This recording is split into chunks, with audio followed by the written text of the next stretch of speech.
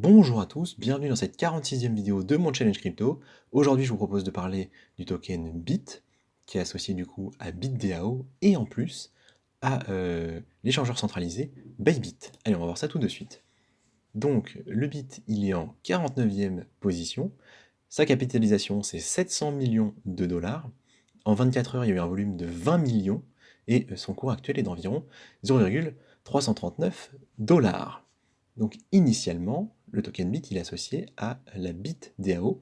Et donc gardez en tête que BitDAO, la DAO, c'est associé à la gouvernance et en fait au fait que chaque utilisateur, chaque holder du token a un droit de vote concernant cette organisation. On ira en détail sur ce que c'est dans la partie technique. Donc ça c'est la première idée, une espèce de démocratisation des votes quant au fonctionnement du coup d'une organisation, donc de la DAO. Et vient après se greffer là-dedans l'entreprise centralisée, l'échangeur centralisé Bybit, et qui du coup donne en plus du pouvoir de vote au token BIT une utilité sur sa plateforme. On ira voir tout ça un peu plus en détail après. Le projet a été lancé en 2020 et il n'y a pas de fondateur vu que c'est une organisation décentralisée avec une gouvernance qui est elle aussi décentralisée, donc qui est en fait détenue par sa communauté tout simplement.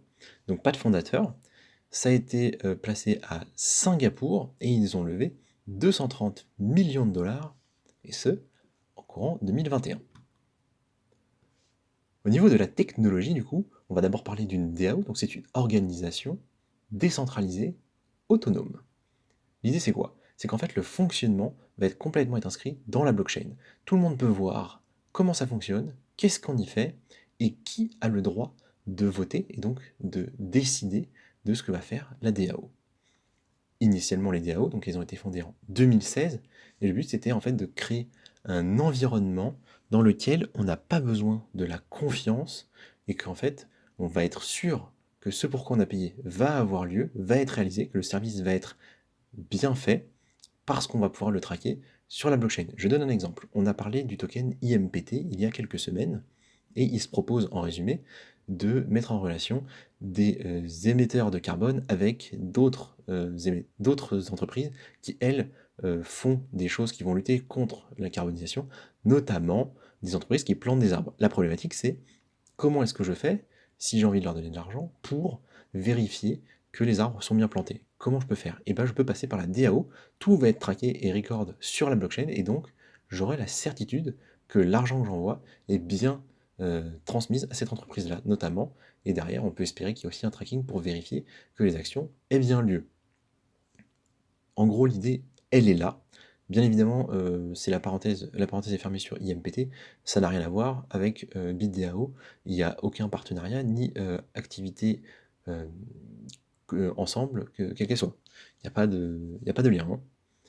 Ici, BitDAO, justement, ils veulent faire trois choses bien particulières. La première, c'est financer des projets et surtout des nouveaux projets, notamment en faisant des swaps de jetons, c'est-à-dire en leur achetant des jetons avec du jeton Bit pour leur fournir des liquidités.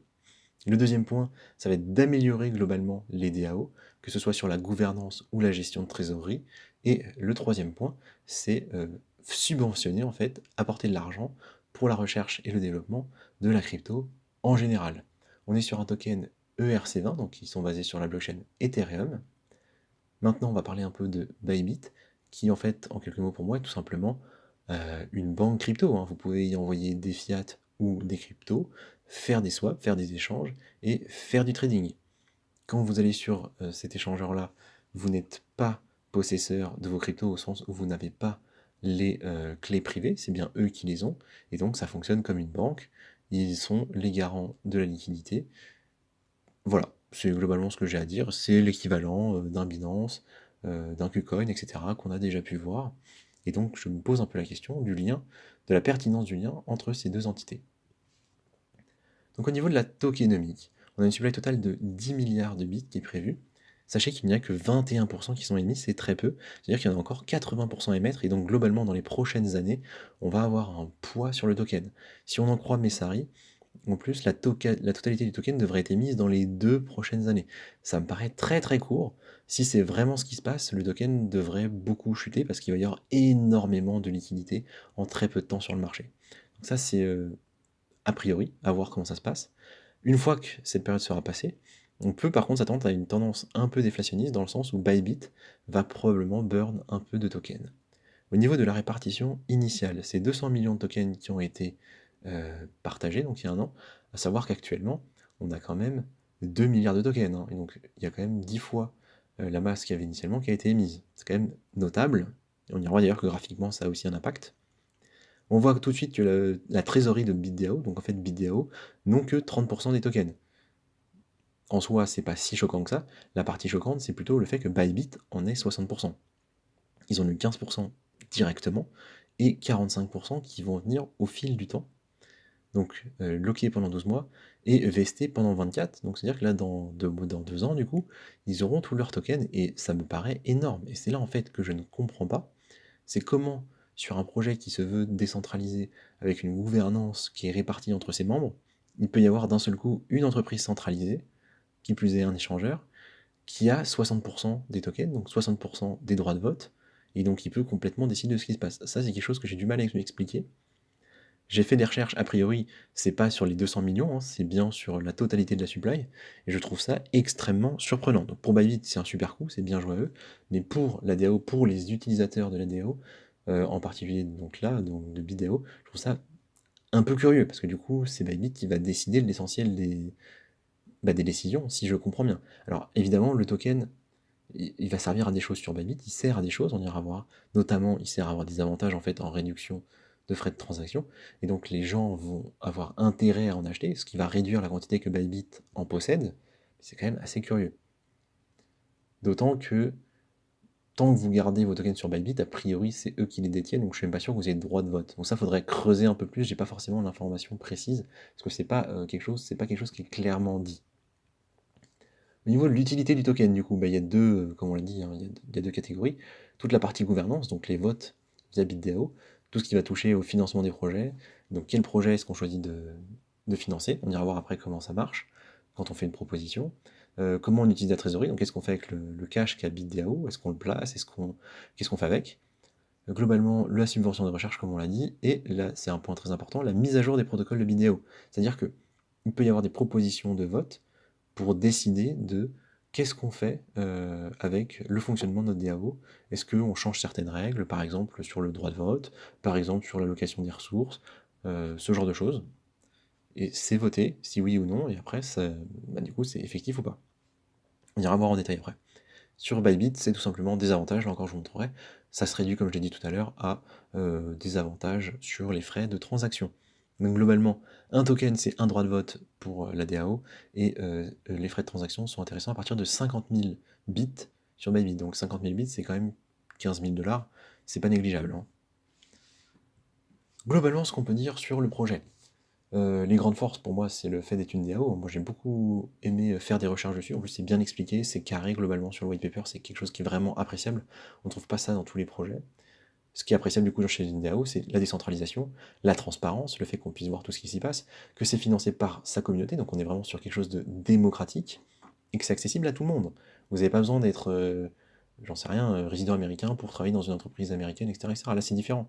Vous avez du cash, vous avez envie de participer à l'entreprise BitDAO, vous avez juste à transmettre un peu d'argent, vous obtenez quelques droits de vote et vous pouvez participer. Vous avez un droit de regard sur tout ce qui se passe, vous avez la possibilité de participer, d'émettre votre avis, de faire des propositions si vous avez suffisamment de tokens. C'est quand même vachement bien. Dans l'idée, je trouve ça super. Le bit en lui-même, du coup, permet donc de participer à vidéo, comme on l'a dit, et d'avoir des avantages sur Bybit. Donc globalement, le token est utile. Il faut juste attendre que toute la supply soit émise, parce que pour moi, il y en a beaucoup trop. Et à terme, le token a vraiment du sens. Là où je me pose plus de questions, c'est pour justement quand on s'intéresse à la partie DAO, donc décentralisée, comment on gère le fait que Bybit ait 60% des tokens. Ça, c'est un gros point d'interrogation. Et pour le coup, j'ai des doutes sérieux sur cette partie-là. L'autre point, comme je viens de le dire, le fait que les tokens il n'y en a pas assez, hein, il n'y en a pas assez qui ont été émis, il n'y en a que 20%. Pour le moment, c'est pas possible d'envisager d'acheter quelque chose qui est dans ce scénario-là. Et globalement, je me pose la question du est-ce que le token a été pensé pour des investisseurs? Ma réponse est plutôt non en fait. On voit qu'il y a une supply qui est énorme, 10 milliards. Si vous regardez Binance, qui lui, son token a été plus pensé pour des investisseurs, il a une supply beaucoup plus faible, et en plus qui a tendance à être burn. Donc, est-ce que le prix va fortement monter prochainement? J'en doute très clairement, on ira voir graphiquement à quoi ça ressemble. Avant, je vous propose juste de passer sur là, on est euh, sur les propositions en fait qui sont faites chez BitDAO, parce que beaucoup, enfin souvent quand on fait du proof of stake, etc., on parle de gouvernance, de faire des propositions. Là, je vous propose d'aller voir directement à quoi ça ressemble. Donc tout simplement, voilà, là il y a une proposition qui a été faite, elle est active, donc on peut encore voter. On voit, elle a été émise le 28 et jusqu'au 4 janvier. On voit que là, le quorum, il est à 100 millions, donc c'est-à-dire qu'il faut qu'il y ait 100 millions de votes pour qu'on prenne en compte cette décision. S'il n'y a pas les 100 millions qui sont atteints, on ne la prendra pas en compte, on considérera qu'il n'y a pas une assez grande partie de la population qui détient des tokens qui s'est intéressée à la question. Et on voit que là, pour le moment, sur les, à peu près donc les 35 millions, le un tiers qui ont voté, l'essentiel a voté non. Et donc ils ne sont pas d'accord. On va quand même aller voir ce que c'est, parce que c'est quand même intéressant. Donc on va voir que c'est très très simple, hein. Ça se présente sous la forme d'un Google Doc. Donc la personne a un peu résumé, un peu contextualisé. Elle a dit voilà, je veux qu'il y ait plus de décentralisation. Donc on va parler de stablecoin. J'ai déjà un peu regardé hein, pour savoir un peu de quoi ça parlait. Globalement, il nous donne du contexte et il nous dit voilà, en ce moment, on a des USDT et des USDC. On a beaucoup d'USDC, on a 237 millions. Je trouve que ce serait intelligent de se diversifier. Et donc, il propose d'acheter du DAI. Il propose de transformer 100 millions d'USDC en DAI pour avoir une répartition un peu plus équilibrée. Donc après, il argumente le pourquoi c'est bien, pourquoi c'est pas bien, les points positifs, etc., etc., etc. Comment est-ce qu'il voudrait faire? Donc on a acheté 25% le premier mois, pareil pour le 2, 3 et 4e mois. Donc voilà, vous donnez quelque chose de plus ou moins construit. Ça passe du coup en vote, donc ça arrive sur cette page-là, et les gens peuvent voter, ils disent ils sont d'accord ou pas, et là on voit qu'ils ne le sont pas. Donc il y a plein d'autres cas où. Donc là on peut aussi voir d'ailleurs, c'est très intéressant. Il y a plein d'autres cas où ça a été voté oui hein, pour d'autres projets. Et là on peut voir d'ailleurs qui a voté et qui a voté quoi. Donc c'est vraiment très très transparent. J'en vois que 153 des votes, c'est assez curieux par contre. Ah quoi que vous me direz non en fait, il suffit d'avoir. Non en fait il suffit d'avoir beaucoup de tokens pour pouvoir faire plusieurs votes, effectivement. Et donc on en revient du coup à la problématique de pourquoi c'est Bybit qui a autant de tokens. C'est un peu inquiétant d'ailleurs. On va aller voir, est-ce qu'ils ont voté Bybit sur cette. Sur cette. Ah, il faut regarder les adresses. Bon, on va pas pouvoir vérifier. Mais ça sera intéressant de voir si Bybit a voté, vous voyez, par exemple. Autre proposition, c'est d'aller voir rapidement sur Bybit, justement, la structure de frais.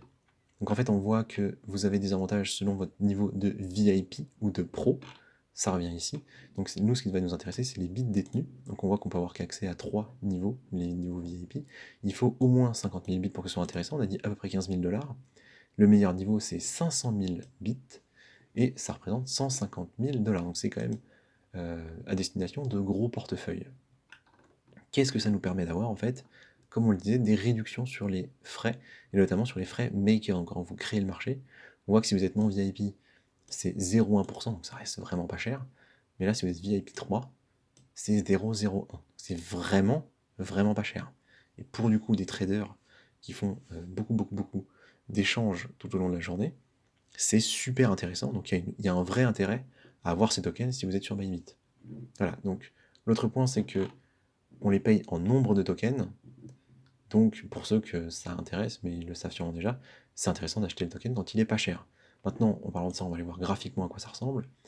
On voit que c'est moche, hein. On va pas se mentir, quand on voit ce genre de courbe, on n'a pas très envie. Donc le token est arrivé là, en octobre 2021. Très beau pump. Très beau pump. On est parti de 1, 2, très beau pump, on a fait x2, hein, à peine. Et depuis, c'est la glissade totale. Donc bien évidemment, il y a le bear market, bien évidemment, il y a l'émission de tokens, ils ont émis 1,8 milliard de tokens, on est passé de 200 000 tokens quand c'est sorti, à là, on est à 2 milliards, et ça va continuer. Donc, est-ce qu'il faut acheter ce truc-là? Non, j'ai même pas besoin d'analyser plus. On va continuer l'émission de tokens, a priori, dans le même sens que là. Donc même si de temps en temps il y a des pumps, ça devrait glisser. Ça devrait glisser. Alors certes, on est à 0,33, 0,34. Bon, oui, on va peut-être aller plus bas. On va peut-être pas aller en dessous de 0 non plus, hein, c'est pas possible. Mais soyez pas pressés d'en acheter. À mon avis, on peut attendre, même si là, il est vrai qu'on a une bougie sympathique sur cette semaine de 25%. C'est quand même assez dingue. Globalement, c'est ça que je voulais vous dire sur BitDAO. Très surpris par l'aspect centralisation et lié à Bybit, mais par contre, si Bybit survit bien au bear market, s'il n'y a pas de soucis, etc., c'est potentiellement un token qui peut être très intéressant. C'est potentiellement quelque chose de très solide. dans les prochaines années. Pas tout de suite, mais dans 1 an et demi, 2 ans. Donc on en reparlera certainement.